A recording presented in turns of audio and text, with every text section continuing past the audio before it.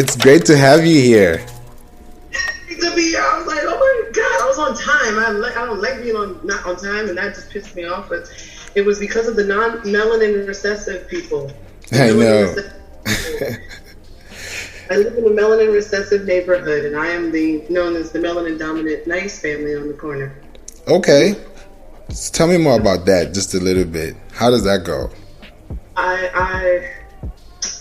So many years ago, I lived in like the center of town, and everybody used to be at my house all the damn time because I'm that person, right?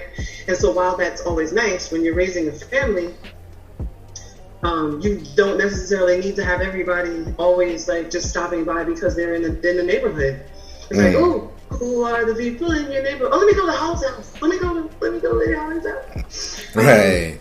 But in your hood, let's go. And while that was fun, as they got older, this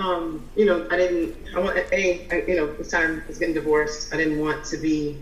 I have this rule. Can we curse on your show? Oh yeah, let me get that. Here you go. It's all yours now. I said no. Can we curse on your show? Let me know. Yeah. Because I was like, yeah, go ahead. I don't want to hear you fuck. I don't want to hear you flush, and I don't want to hear you fight. Period. So I moved out of town and moved up into the woods.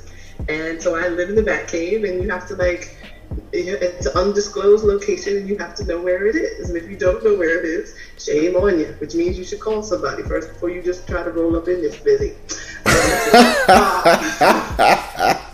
Oh shit, for real? That's crazy. I'm thinking of my whole Yeah, go ahead. Feel free. Welcome to the playroom. This is where you get comfortable. This is why I build the podcast, because I really talk about all these different things, but at the same time, I know that conversation is where it's at. So I'm down for that. So yeah, feel free. Yeah, go ahead. This is the real you. You know what I'm saying? Like, let's go. Okay, I'm live. Let's go. Exactly. So like when you think about it, I was also seeing how like with your music, who you are, and I'm also a musician too because I'm a self-taught drummer. So it grows into that rhythm, teamwork, mental breakdown, psychology, business. Then I've now morphed that into something I can actually work with. So for you, how has your experience been? Because your name is really different and it's unique, first of all. So, I want to get to know more, and it's going to be a 2-piece podcast, and I'm excited because why'd you make that face? A biscuit and a 2-piece, like a biscuit and a 2-piece, like a 2-piece and a biscuit. Exactly, like choose one. So the first one is going to be about like ladyholly.com, and then when we're going to go into the premium podcast, premium part, and that's 30 minutes in, and it's going to be very interesting how I love that audience where you can express yourself like you asked, because it's good you asked, because you never know. So I was like, yeah, okay, definitely. By that time we can be able to understand, okay, there are two sides. You can be able to really understand that. What is that alter ego? Where is that demeanor? But that doesn't happen to everybody because it's not supposed to be for everybody. So we're going to talk more about that. You said what? Oh, that's right. It's not like that. You said it's not for everybody. And that is exactly how I feel. So tell me more.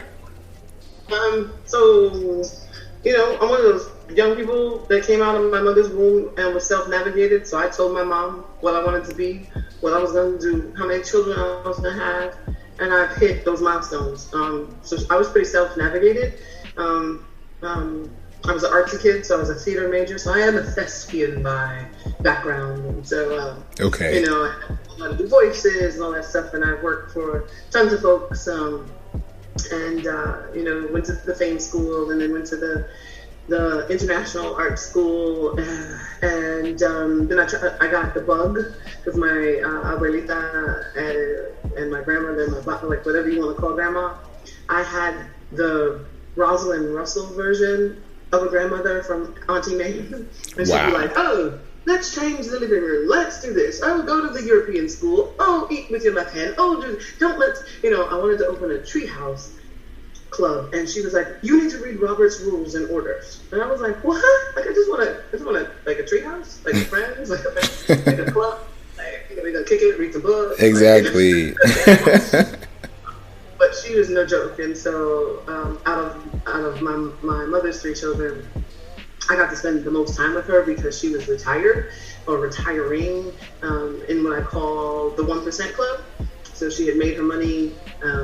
She was very big on always having a grind, always keeping your intellect intact and staying sharp. And she was instrumental in telling me about when I was going to procreate to make sure that I had that I procreated with a black man. Otherwise, I would not be able to keep our bloodline pure because we were already so multi-ethnic. And so she was like, "If you really want a black baby, you have to have sex with a black man." And I was like, "Well, you know," whoa, right. 13. I didn't have no babies with nobody like at 13. But she was planting seeds. I didn't understand the wisdom. I understand it now, but I didn't understand the wisdom then, right? And then she told me because I was an intellectually gifted child, and they used neuro-linguistic programming to get me to learn things. So if you give me a tape in my ears at night, I would probably wake up and be able to speak a whole other language. I speak Russian, so говорите по-русски очень хорошо. Comment allez-vous? Un petit peu. I'm a Sabinelu, like I'm learning I love Amharic. I think that Amharic is sexy, so I'm trying to, either my Mogadishu friends or my Ethiopian friends are going to help me get my Amharic, like there's certain stuff about it that's like, it's like the Portuguese, it's like the African Portuguese French, like. It's a mixture. Wow.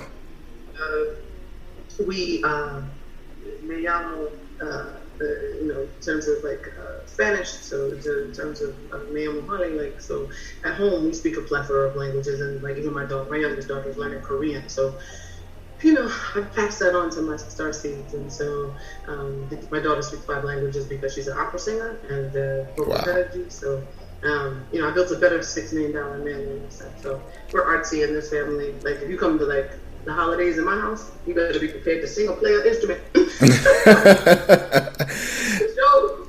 Exactly, like bring it together. As we're in between the coquito and the pumpkin pie and the cheesecake, somewhere in there, there's some singing going on and some caroling. We love the fact that we all can sing. Like it's like the Von Trapp family times, but we black.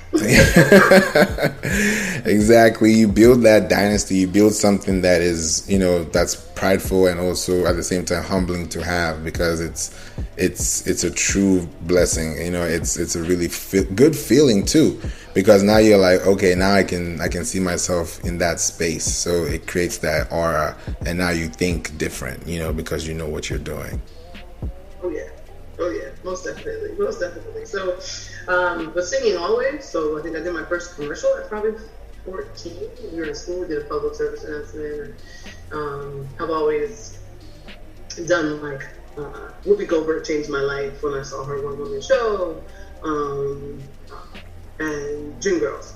Yeah. So Cheryl House and just Jennifer Holiday, and I was able to go to Broadway. Like, one thing about going to school in the middle of Times Square in New York, even though I'm from California, so I'm like California, I'm a Valley girl, like whatever. But I went to school here in New York, and so during the famed school hype, and so we were in the middle of 46th Street in Times Square, and we had one security guard, and she knew us all, and like from the movie, the best hot lunch in the world. Like yo, there were days hot lunch was popping, It was like I wanted to be on the hot lunch program. I was like, I want money for my hot lunch, because the hot lunch was that damn good. Because she was in there cooking, you could smell it through the whole school. Wow. And so, theater major. I came in my sophomore year, so I had been skipped through junior high through school. So by the time I got into performing arts, I was a sophomore. So I had a little less luxury than some people of the crawling before they ran. I had to walk in 10th grade, walking and running because I didn't have that 1 year of formative tools. Yeah. Which interestingly enough was okay. Like I feel like I definitely caught up. I was taking acting lessons outside. So both Jim Moody, Anthony Apeson, Bill Britton, Mr. Treitler, and Marat Yusim. He was my Russian teacher in school, and so it was really interesting that I wound up then going to Russia and coming back, and I was like, I so get it now! I understand Stanislavski like you don't understand. In my 20s, well into my 20s, was a very, very different conversation versus not understanding his English when I was probably 15. Wow. So in the full-blown conversation in Russian, he was just like, this little black girl done done it. She done the damn thing, And I auditioned for Juilliard, and because I was tall and brown, and I was, at that time, I think I was puffier. I was like a little bit heavier. And so somebody said to me, if you go to Juilliard, you're gonna learn to speak well, but you're only gonna play the slave parts. And I was like, I'm sorry, what? Like, what? Do I look like I'm playing a slave? Right. So to go back to United States International School of Performing and Visual Arts was like, yeah, I'm like, we're gonna try to do something different with that, and so it was more of I wanted to explore the musical theater component because I was musical, and so I didn't want to just be an actor. I wanted to keep my toe in the water, and to be a triple threat at that time was for me where I was seeking to go. And again, I was already working with musicians, and I was already in the music industry. Yeah. So for me, that wasn't where, acting lessons were like $230 an hour. So it was key and apparent that the young, melanin dominant girl from California who lived in Queens needed to go to school for acting versus go to school for music. Mm-hmm. I got into both, which is interesting. So like Changing Faces and Tuffy and like there's tons of people that were in the building on the music side, and like I loved to go to gospel chorus, and it was my first foray into gospel music and learning how to belt and learning how to just use my voice in different ways and hear in harmony in a different way, because nice. I was raised very, very, very Broadway, very vanilla, very, very opera was our thing, and black bourgeoisie middle class, and that you went to Jack and Jill, you learned how to walk, you learned how to talk, you learned how to set the table, you learn I know how to sew, I know how to crochet, I know how to knit, I know how to, there's just some things that women don't know how to do anymore because we stopped teaching at a level, and holding it important, and holding it with a position of value, not because I'm just a woman, but everybody did it. Like we all, like my brother knows how to sew, like my brother knows how to cook, and like my brothers, and so, so I don't like the values that were in this diverse neighborhood that my mother we landed in. Not just my mother, I was the 5th generation in my house, so it was crazy growing up. I was getting in trouble for every floor. From the basement to the top, be like, oh, did you hear that she did it? Oh, did you hear that she did it? No, did she did it? Why you got it? Like Eddie, why you got the dick in this thing? Like everybody had a story by the time I got upstairs to my house and my mother came home, right? Because she was a single mom, but all of the grands, great grands, everybody had retired. And we had this big Spanish colonial house, and so everybody had a spot. Wow. Crazy. And then regulated on the block, and then my cousins moved it. So then we moved across the street. I'm like, Mommy, we're moving diagonally across the street. It's great. Like, we were moving on over? Because we weren't moving up, we were moving over there. And so it was mad cool. We had, it was so multi-ethnic that it was great. Like we had this one family they had Swedish mom and black dad, that her kitchen was open. So after school, she would have like Swedish meatballs and like the vanilla cake and like the stuff. So then when I went to Moscow, my roommate was from Sweden. So I'd be like, yo, you got the caviar in the tube with the baguette and oh my God. So I think that's part of my reason why I wound up going to Scandinavia. I had my other neighbors she was French and black, so their father was Jamaican, and like Jewish. So he was Rastafari, but he had converted to Judaism, Okay. and she was a straight up debutante French girl with the curly French, sandy blonde hair, with these sandy blonde beautiful kids, like who were just, could speak, mama, and then he'd be like, what the hell did they just say? It's like, oh, what's that? We were like, we were cursing in Spanish and carrying on in my house. And that's crazy. I heard in Spanish cursing is like it's deep. I don't know. It cuts deeper because of the it's like a spice. What's so spicy on it? Speaking of spice, because go ahead. Scotch bonnet pepper. Mm-hmm. Yeah. It's got that sofrito on it. It's a little bit different. It can cut you in like 4 words. Whoa. It's like you're like oh, and then you gotta wait for the comeback because then you go. It's like, what's next? The feelings get real hurt, and you're like, whoa. Exactly. Wow. That's interesting, because that's actually gonna get us into a nice segue into the premium, and it's and if you're listening, this is where you get to ask your questions and get excited and just feel the love, and at the same time understand. And I've seen, what would be the difference between a corporate private event and a public event? Because I have a follow-up question after that. For me, like when I do one? Yeah, when you do it, like your experience right now in terms of like how you've been able to conduct it. Because we're going to go to a big girl's bedtime book as well. So when you think about those two, how is it going to... You said what? You all in the lakes. You all in the stuff. You know everything. It's much better when you hear it than it's both. So corporate America by day is corporate America by day. Usually I'm either a chief people officer or a director or a senior director, and now I work for one of the first black female mayors in a predominantly melanin city. And so for me, I wanted the opportunity. So Mayor Sean Patterson Howard, I actually worked for the interim mayor.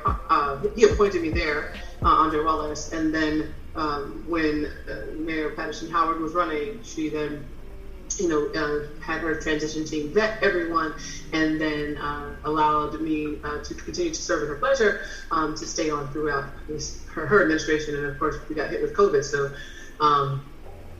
pulled out skills that I didn't even know I had, but I did because I've lived through the blackouts in New York. I've lived through the Grand Central blow up thing that blew up. I've gone through 9/11. So I feel like this was just another level of emergency, and then like HIV outbreak when I worked in public health, and other stuff in other cities in terms of Africa and some other things that were going on. So I felt very equipped, but this has been something that even the best of them didn't know how to operate. But I don't play those games, and so corporate. I'm not a policy police person.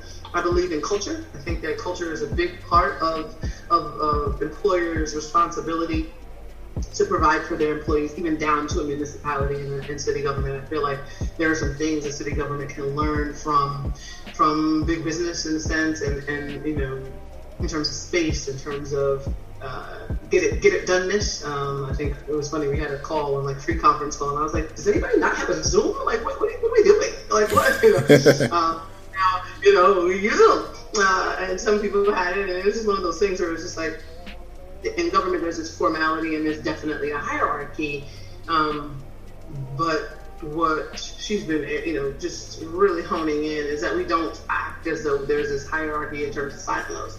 So, it's really trying to strip apart what was done for many, many years to be able to create a level of what I call Black excellence in terms of leadership, in terms of governance, in terms of governing, in terms of bringing a city back on its feet to being, because the tagline is called the Jewel of Westchester, and so and that's what I say all the time about the diamond on my hand doesn't remember being a piece of coal, and that's mine. Hello, trademark. Exactly. And so Like even if you consider yourself a garnet or a ruby, you still get set with diamonds. So when your circle of friends has to change, don't get upset. Like the universe is gonna bring you what you need to survive. And so if you're gonna have more than one diamond, then maybe the setting change, and you have to change to be platinum to hold it, or you see yourself as the diamond. To me, it doesn't. The dynamic doesn't matter, but it is very much something that I've been doing for almost anywhere between 25 to 30 years,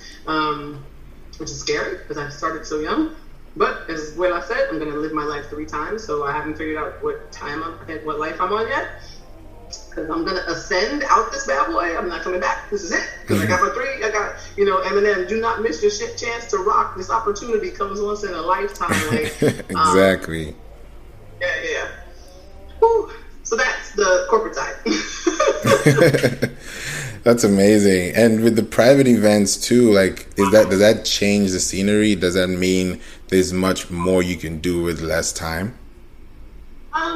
So it depends. So like if I'm doing, it depends on what hat you tell me to put on, what gele you tell me to drape my hair in, right? My crown in. So if people want the musical side to me and they want a performance, it's one thing. If you want a intimate concert, it's another thing. If you want to hear me on Clubhouse or hang out with me on Clubhouse, that's been a new dynamic for me.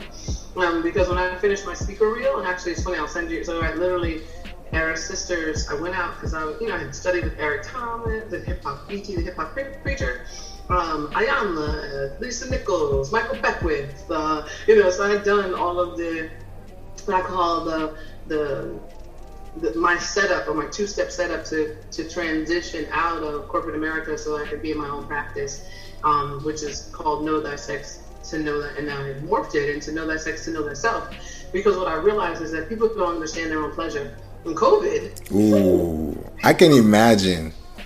Oh, so I had come off of doing my speaker reel, ready to go hit the touring circuit, ready to go do speeches in front of all these crowds, and on the bench, coach is like, okay, I just spent a fortune to get all this training on myself. I believe that everybody should always buff their diamond and hone and get to the place of wanting to be sparkly, or get to a place where you see different facets of yourself. And so I have probably spent, like some people would say, they sort of like MBAs or that's fantastic. That's a course of study for me. For me, it was more about certifications and coaching at a guru level to hone this diamond, because what I have as a gift wasn't business school. I don't want to ever do human beings again in that regard. From a business perspective, I'd rather hire some young MBAs who want this life to run my stuff. Like I know what the right and the wrong is.